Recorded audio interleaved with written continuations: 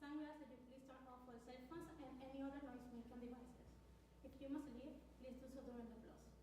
Also, any unauthorized video or audio recording is strictly prohibited. Thank you and enjoy the performance.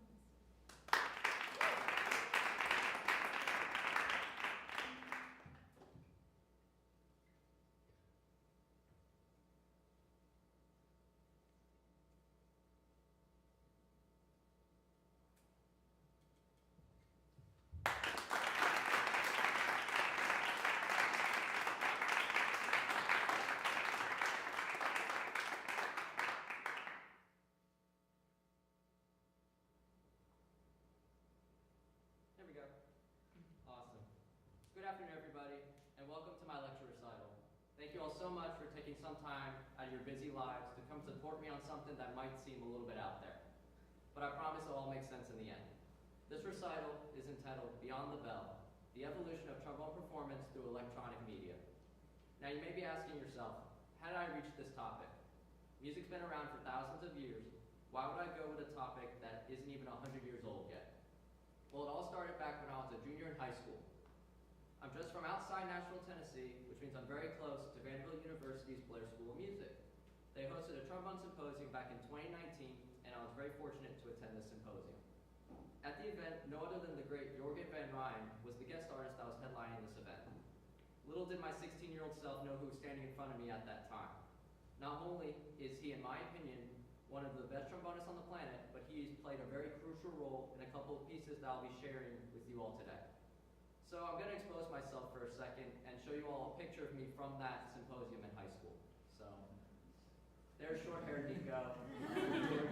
That's a good friend of mine, Brayden. We still keep in touch, so. But at the symposium, I heard a piece and was immediately taken back by it. The piece had something I'd never seen before in a trombone recital: electronics. To this point in my musical career, I had only heard trombones with standard accompanying instruments like piano, orchestra, and wind ensembles, just to name a few. This piece was different though. It wasn't your quote, like standard electronic piece where the electronics accompanied the trombone. This particular piece had electronics embedded into the performance. But just like with Jorgen van Rijn, we will get to that later in the presentation. Years pass, and I'm planning my junior recital at the University of Southern Mississippi. I harkened back on that performance back in 2019. And finally had the opportunity to do something in that same realm. In conversations with my professor, Dr. Ben McElwain, we decided on an electronics piece entitled Alien Loop-de-Loops by Howard J. Buss. Working up this piece and performing it was such a great experience, and it got my mind thinking about future potential opportunities to be able to perform works with electronic media. And now, fast forward to today, where the topic of this whole recital is about all things related to trombone and electronics. So I believe the backstory I just provided, it gives a very good insight as to my topic for this recital, and it gives a deeper understanding as to why I wanted to do more research on something this unique. With that being said, in this recital, I'll be exploring how electronic media, such as live media and fixed media, have expanded the creative possibilities for trombonists and composers in the 20th and 21st centuries. Not only is this topic important to the overall presentation, but I want you all to keep a question going in the back of your mind throughout this recital. Do you think that there's a big future for your specific instrument and electronics? So now I'll be going over the overall outline of this recital. First, I will talk about the early roots of electronic music and where it all began. We will talk about one of the fathers of electronic music, as well as a huge pioneer in shaping this sort of realm of music. After that, I will talk about the different ways that electronic music has been integrated into the trombone repertoire. There are many different forms of electronic media that is being used right now, but for the sake of this recital, I will be talking about two types of electronic media. I'll discuss what each electronic form is, and then play examples from each. Some examples will be clips from a prior video performance, and some I'll be playing the whole piece for you today. My goal by the end of this recital is for you all to know a little bit about the different types of electronic media that can be involved in live musical performance, as well as have an opinion on the question that I asked before. Do you think there is a big future in your specific instrument and electronic media? Not only that, but I will also be talking about the future of trombone and electronics. So without further ado, let's get started. So while there's not an exact moment in time that says this is where electronic music begins, there are a couple of different people who have had a huge impact on its growing popularity. One of those people is named Karlheinz Stockhausen. Stockhausen is a German composer who was known for his contributions in the realms of electronic and avant-garde music. He was born near Cologne in 1928, and he started on piano and progressed very quickly. He eventually started training at the College of Recital in 1941. There he began lessons on violin and oboe. It was during this time that he lost a lot of communication with his family. World War II was going on, and his father had to enter the army as a part of the Nazi Party. He also lost his mother, who was put to death under terms of a government policy to create more space for military hospitalizations. She was suffering from depression. After the war, Stockhausen found himself working on a farm and eventually enrolled at the State Academy of Music in Cologne. His main focus at the academy was piano, but he eventually enrolled in composition lessons from Swiss composer Frank Martin, who is famously known for writing a trombone ballade. He also wrote some shorter works during this time, and some of them are still performed today. In the final year at the academy, his focus shifted more towards composition, but on the side, he actually continued to be a jazz pianist at local bars. In 1951, Stockhausen met Cologne music critic Herbert Emer, and he arranged the first radio performance of a Stockhausen work. Emer also invited Stockhausen to be a regular contributor on the program. After this exchange, he went to Paris and continued his studies in 1952. So now we're going to have a general discussion about some of Stockhausen's life works. So while he was in Paris, Stockhausen heard the music of French composer Olivier Messiaen. He quickly likened to it and used it as a big influence towards his music. Unfortunately, Stockhausen's early compositions were not received well by the general public. In 1953, he returned to Germany and became a collaborator at a studio for electronic music. In my opinion, this is the moment in time where Stockhausen's career really started to take shape. His first exclusively electronic compositions were entitled Elektrischen Studien 1 and 2. These compositions made up of sine wave tones in fixed proportions, as well as sine tone waves acoustically manipulated to create a noise. For the sake of this presentation, though, we will not be discussing any of the specifics of the electronics, but I do encourage you to look it up if you're interested. Over the course of his career, he continued his academic study, where he learned new perspectives on the physical and structural potential of sound. Until his death in 2007 at the age of 72, Stockhausen continued to compose, and his compositional output can be considered nothing short of remarkable. Even with his early life struggles, his integration of electronics into a more familiar world of live music performance is something that will never go unnoticed. So now I want to discuss one of Stockhausen's pieces that had a huge impact on the integration of electronics into the live musical performance realm, Microphony Number 1. This piece was composed in 1964, and unfortunately faces issues of accessibility and sustainability. What I mean by this is that it's very difficult to get the equipment necessary to perform the work. It uses microphones as an active instrument to capture a wide variety of sounds that is generated from a single tam-tam. These sounds are transformed through the manipulation of microphone placement, electronic filters, and dissemination to loudspeakers placed around the audience. This creates a diverse yet distinct sonic landscape. The big reason why this piece faces issues of accessibility and sustainability is because of the specific model of filter that Stockhausen used when composing the work. It is next to impossible to find today. This also goes with the 60-inch paced tam-tam that is called for. Stockhausen is adamant on this type of equipment, saying, if you try to substitute computerized filter simulations, the characteristic sound goes to hell. Now you may be asking yourself, how does a piece that is barely played have an impact on the integration of electronics? The big reason is because this is one of the first pieces to introduce live electronics and amplifications of sound. It is a piece that has paved the way for other composers to venture into this unfamiliar territory. So now I'm going to play for you all a short clip of Microphony Number 1 performed by the University of Toronto. Back in 2022, there are a couple things that I want you to keep an eye out for. The first one being the manipulation of the microphones. You will see some of the performers actually move the microphone, which manipulates the sound that is coming out of the speaker. You will also be able to hear that with the ins and outs of certain sounds. This causes there to be a variety from performance to performance. The other thing is all the little toys that the performers are using.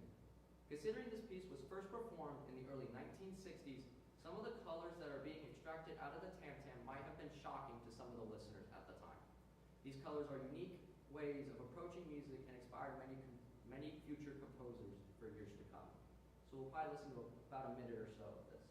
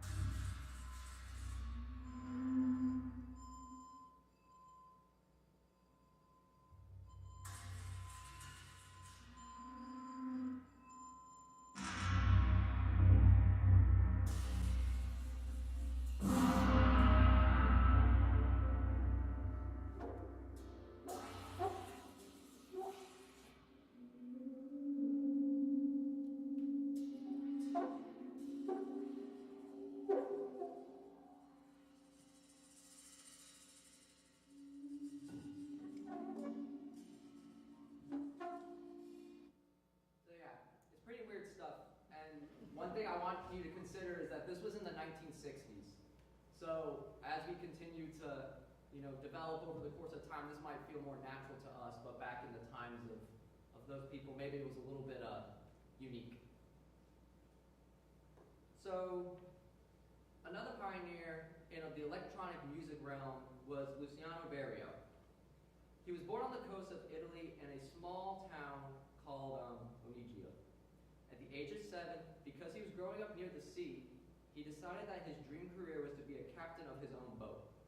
A source said Berio described his own life as a, quote, voyage that has taken in many ports of call. Berio was very fortunate to grow up in a music family. His grandfather and father were both organists and composers. Just like Stockhausen's father, Berio had to join the military during World War II. In his case, though, he was part of Mussolini's army. Unfortunately, Berio was injured when his gun misfired, which severely injured his right hand. This ruled out any possibility of a future as a professional pianist.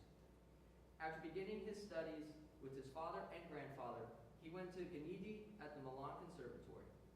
He made a trip to the United States where he studied at the Berkshire Music Festival at Tanglewood in 1951. He then returned to the U.S. and taught at Tanglewood in 1960.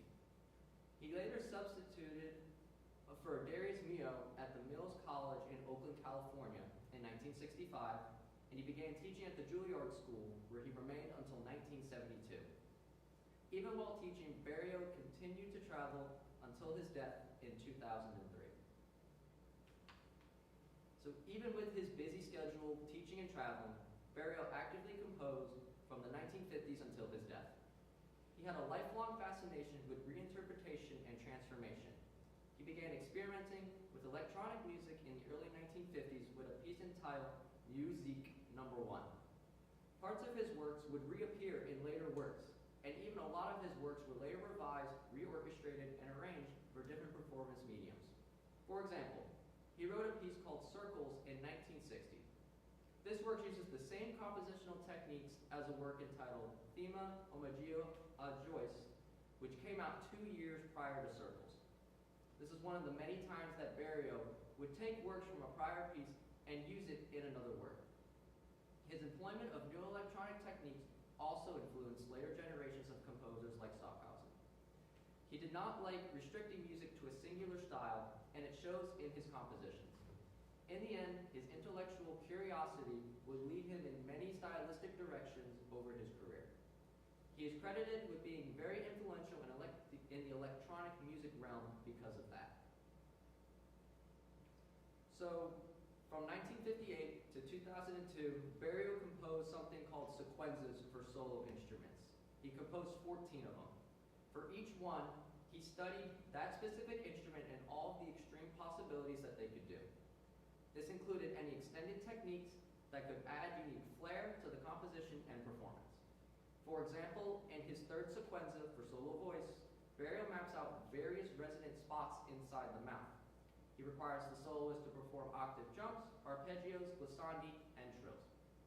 In his sequenza 12 for bassoon, it requires circular breathing among other extended techniques. The trombone sequenza was his fifth one, which he wrote in 1966.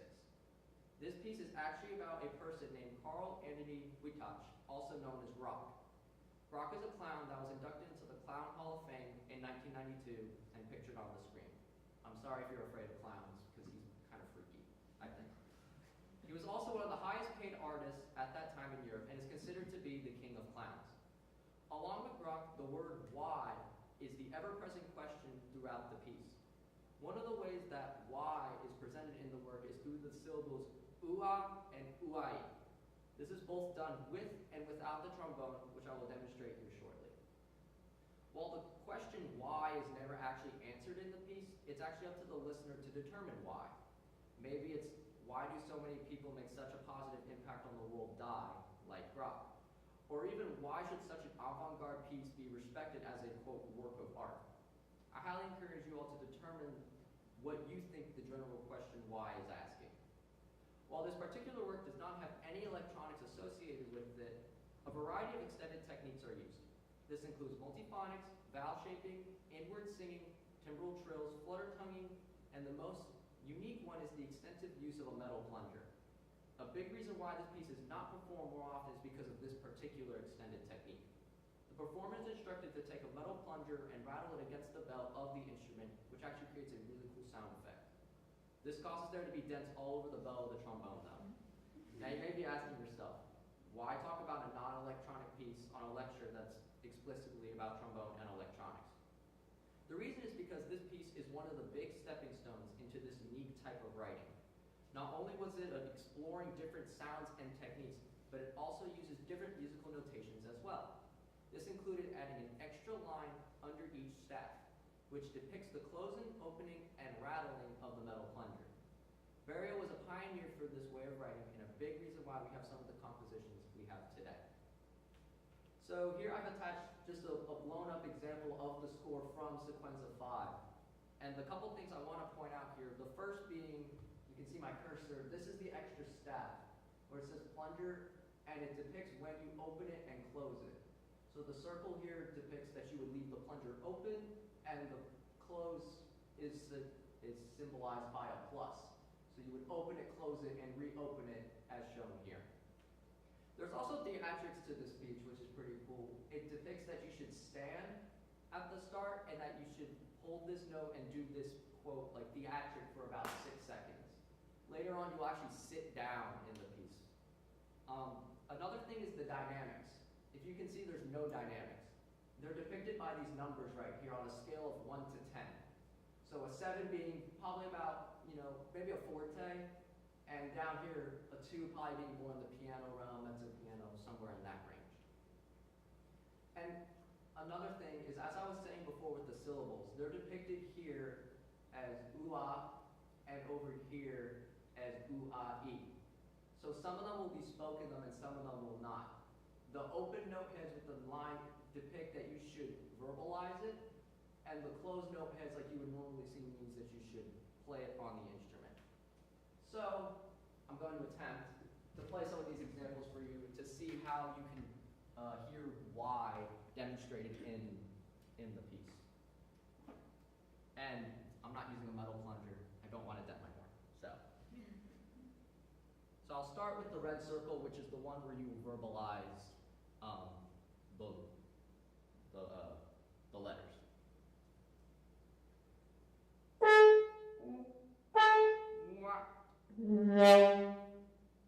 So you would do that throughout the whole piece. And then the green circle on the right, you would do it without the verbalization.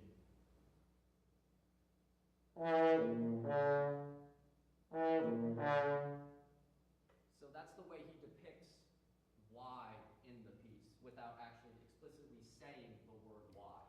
There are times where you will just say the word, but this is how he kind of depicts it in the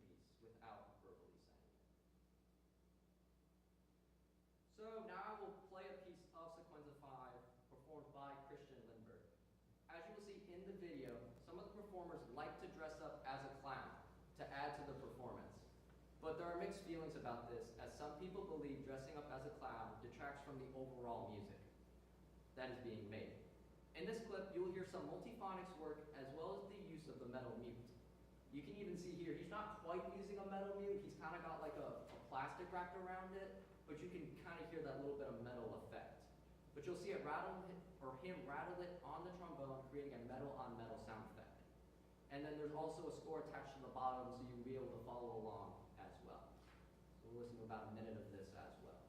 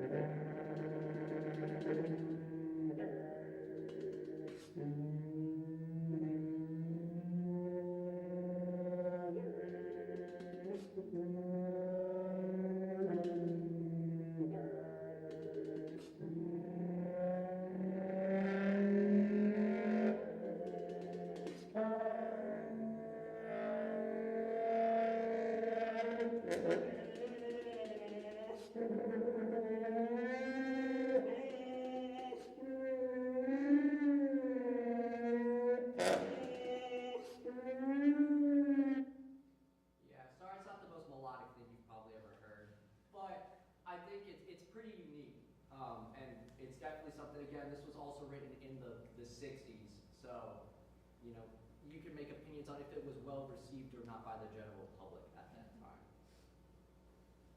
So, now that we've discussed a couple key pioneers that have dramatically shaped this electronic music realm, we can finally get into some of the more fun stuff. So as previously stated, for the sake of this presentation, we're only going to be discussing two different types of electronic media that can be used. The first one we're going to discuss is called fixed media. And fixed media is where there's a pre-recorded accompaniment receiving no external influence from the performer. Basically, whatever the performer puts out of their instrument, it will not have an impact on what the backing track is doing. If the performer gets off or messes up, the backing track will just keep chugging along like everything's fine. It was first called tape accompaniment because the fixed media was being presented on an actual tape for the performance. The second type is called live media or live electronics. This type of media uses sound manipulation of the sound that is being played. It will then become a part of the accompaniment. This means that whatever the performer plays, it will be added to an either already going backing track or it will start a new track.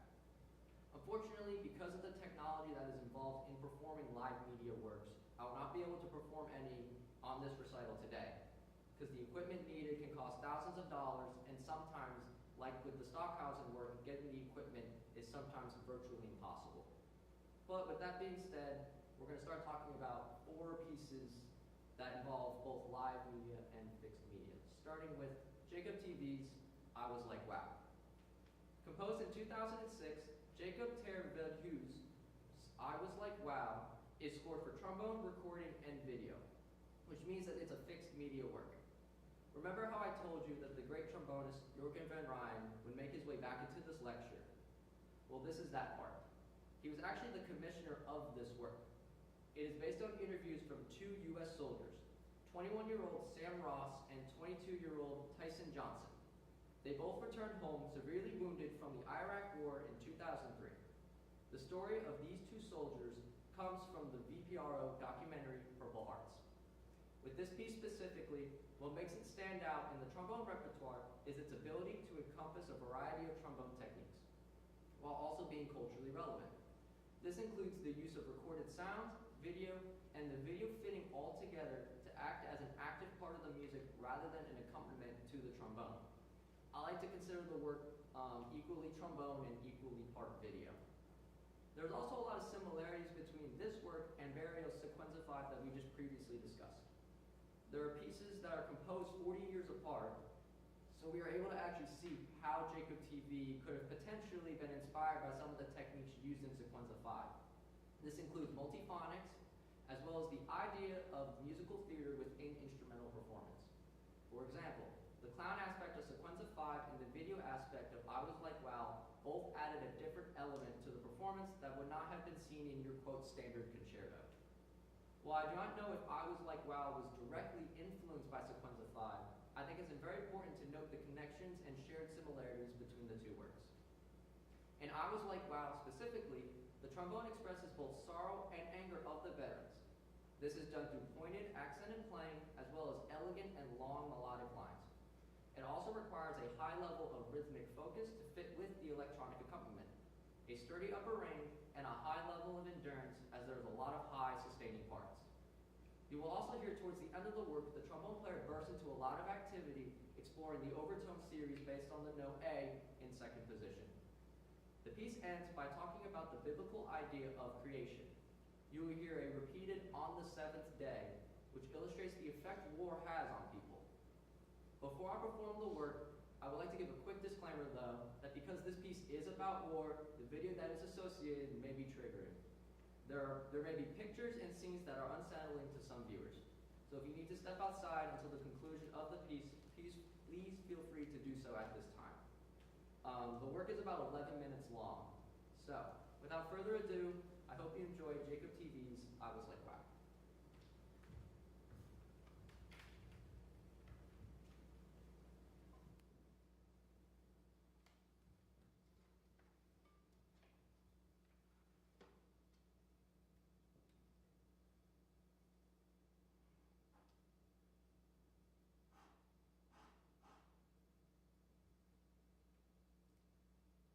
We tore it up pretty bad over there.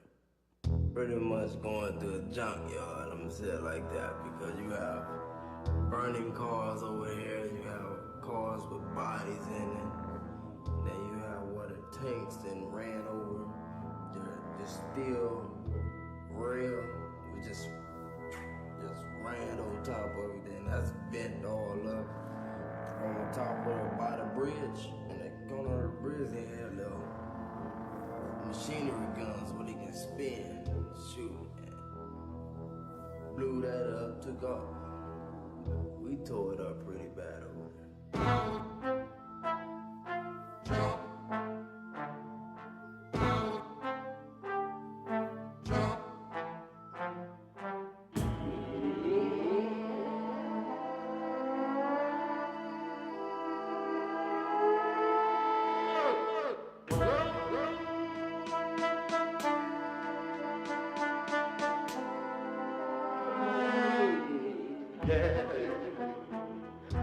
Burning cars, bodies in it, tanks, bridge, blew that up. It's just really weird. I was like, wow. And like confused and dazed and trying to realize what happened, and then no. I said a lot of things that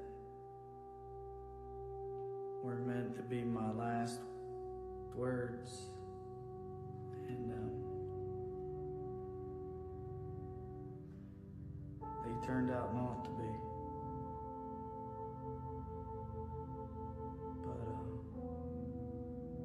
I'm glad I said them anyway.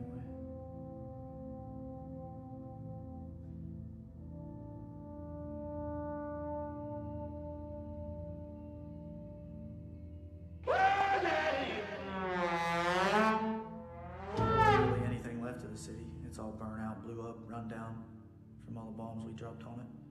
It's all burnt out, blew up, run down.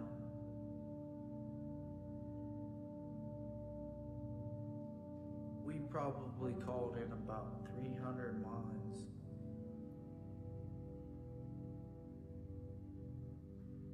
All that mine needs is basically touch it. Touch it. I mean, it's like trying to touch a hair on your face.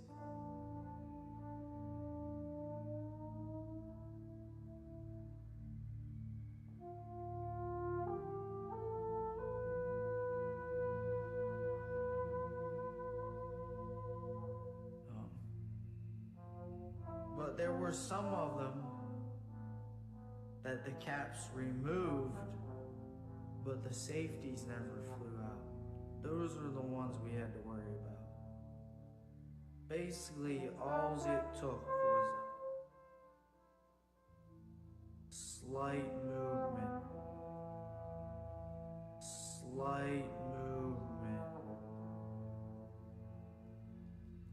To throw the safeties out.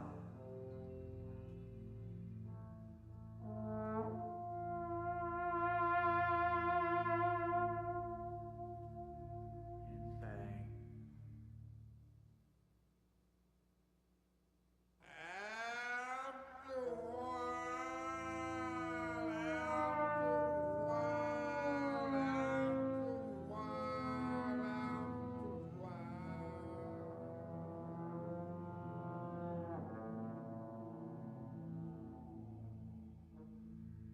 Somehow,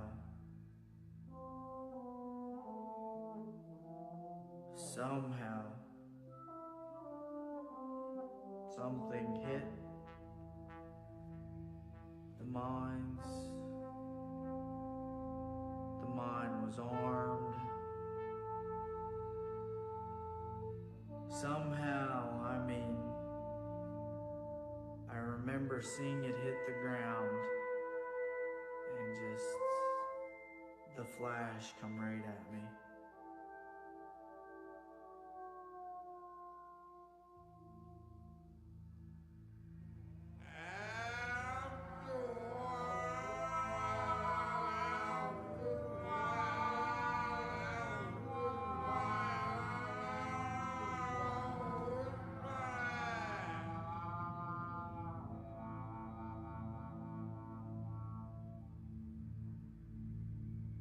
I got a stitch in my eye.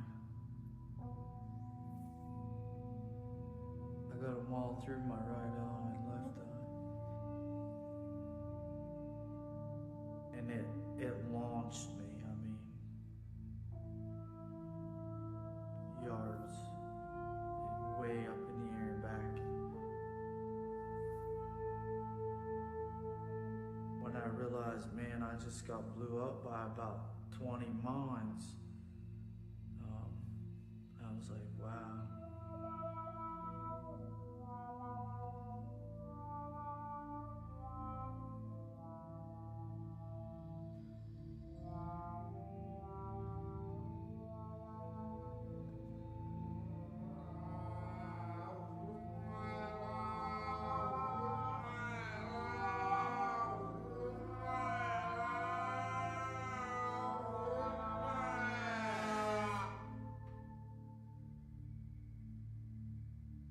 Well, actual injuries that are seen,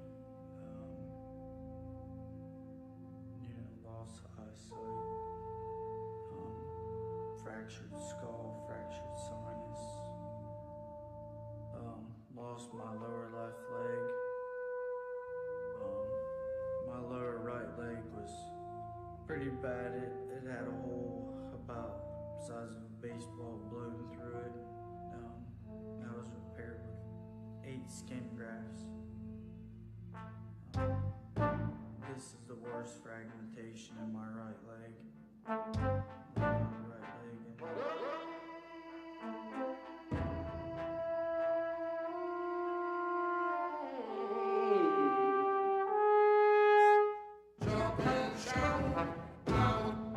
Just really weird. I was like, wow. Sometimes I see it, because that was the last image that, went through my brain, and it's just really weird. That was the last thing I saw. We should have made it the world's largest wide open desert. Just blew everything to pieces.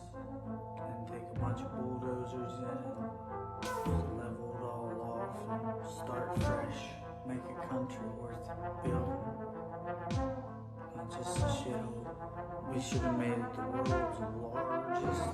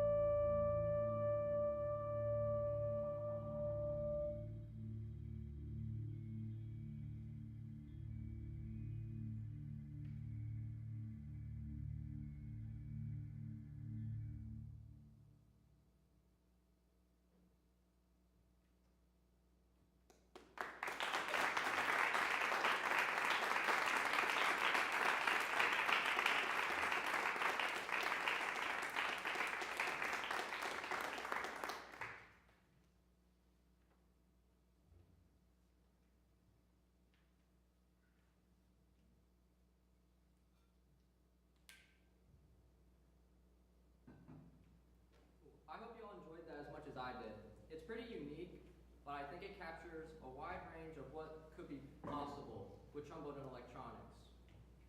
But for now, we're going to talk about a new piece by Florin Magnus Meyer's Slipstream for Trombone and Loop Station.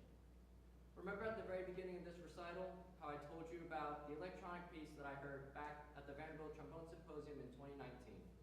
Well, this was the electronic piece that I had heard live. Like Jacob TV's work, this piece was also written for Jorgen van Rijn, but it was commissioned by the New Trombone Collective and the Fonds van Junkinson. As stated in the title, this work features a loop station for live audio processing and looping techniques. Looping can be defined as a short section of music that is recorded and then played back repeatedly. This particular piece does a lot of live looping because the looping that occurs during the performance by the performer using the loop station. Looping has been around for quite some time with other instruments like guitar, but a question you may be asking is kind of who was the first trombone player to use loop station? One of the, quote, pioneers of loop station is actually Christopher Bill, who used this technique to improvise, cover pop charts, and compose original music. You may be familiar with the cover of the song Happy by Pharrell Williams that went viral on YouTube years back. He continued to use loop station over the years and even used it on his own album.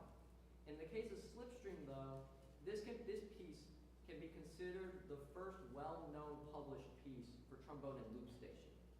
Looping is still a fairly new thing in the trombone repertoire, but there are composers over the years who are putting out more works for trombone and loop station. Just for the sake of time, I'm not going to get into the specifics about Slipstream and the piece itself, but if you're wanting to learn more, I'd be more than happy to provide you all with sources that explain this in further detail. So now I will play for you all a clip of Jeremy Wilson, the trombone professor at Vanderbilt University, performing the work. One of the things I want you to observe with what he's doing is how his feet navigate the controlling of the loop station. He starts the piece by blowing air into his horn and then pushes buttons on the loop station. After that, you will hear all the air stuff he was doing being continuously looped. This allows him to play something else that he can loop, creating actually a really cool backing track. You will also hear it as he builds cool chords with the harmony, which also creates a really unique effect. And on the loop station, you can program the specific amount of time or measures that each button is associated with. So you might be able to tell in the video as his foot pushes different buttons throughout.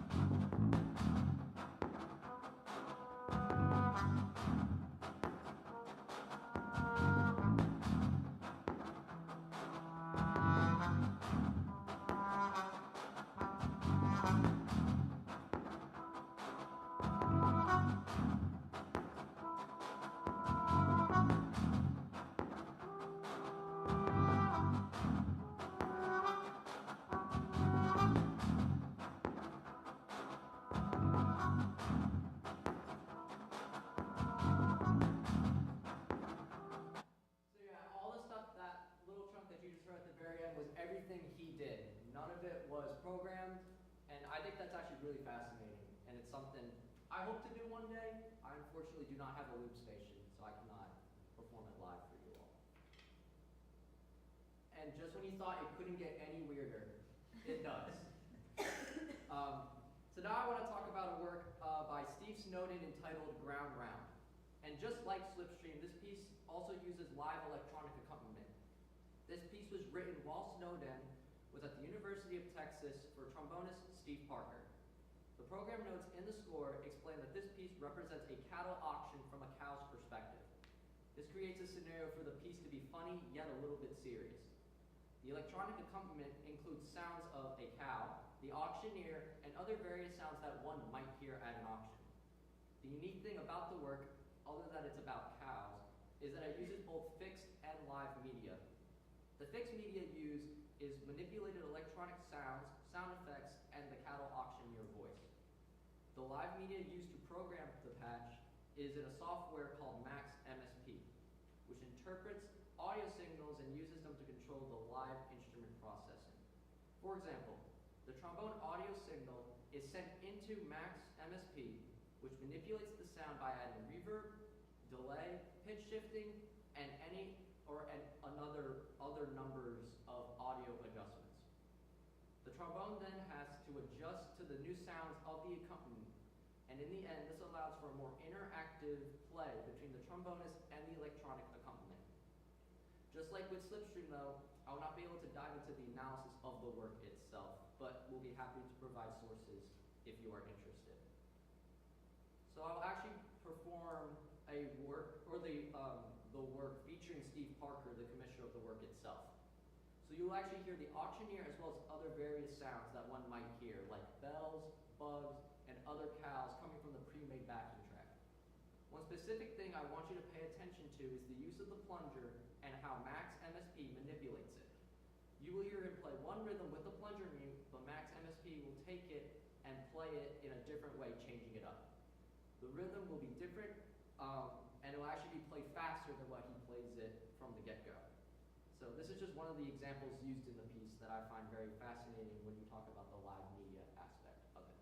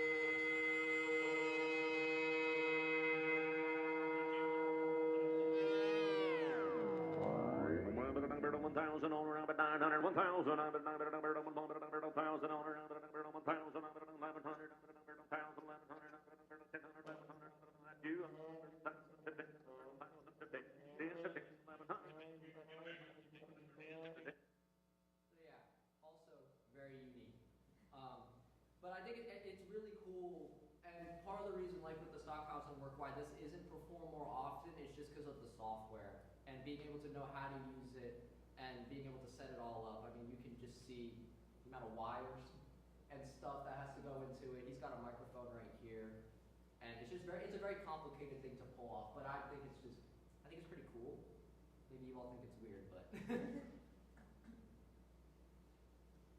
So the final piece I'm going to be talking about is by Dr. Josh Mize, entitled Galaxy Unknown. This is a piece that was commissioned by my undergraduate professor, Dr. Ben McElwain. I was also very fortunate to get a chance to interview Dr. Mize on the work and how it came to be. Long story short, Dr. Mize told Dr. Mack that he, quote, got new sounds on his electronic board. And one of those sounds that he acquired was a Klingon choir, which is something that is heard in Star Trek films.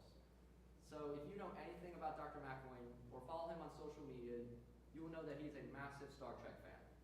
This is what kind of kickstarted the process of writing the work. While the piece is not explicitly about Star Trek, it is about outer space and the unknowns of space. We hear this unknown aspect immediately at the beginning of the work. You will hear the track not give any sort of time. This is then matched by the rhythm in the trombone part because it doesn't really set up a clear meter. Dr. Mize talked about how the trombone part at the beginning was something that he improvised one day. He said he was just sitting at the table and came up with it randomly. This Instead, it's the job of the performer to keep as good of time as they can so they line up with the track after the introduction. You will also hear later on in the work some soaring melodies. Dr. Mize talked about trying to paint a picture with these melodies. So as you listen, I encourage you all to listen for the Klingon choir, the unsteadiness with time and meter, especially at the beginning, and all the soaring melodies later on in the work. So with that being said, I hope you will enjoy Josh Mize's Galaxy Unknown.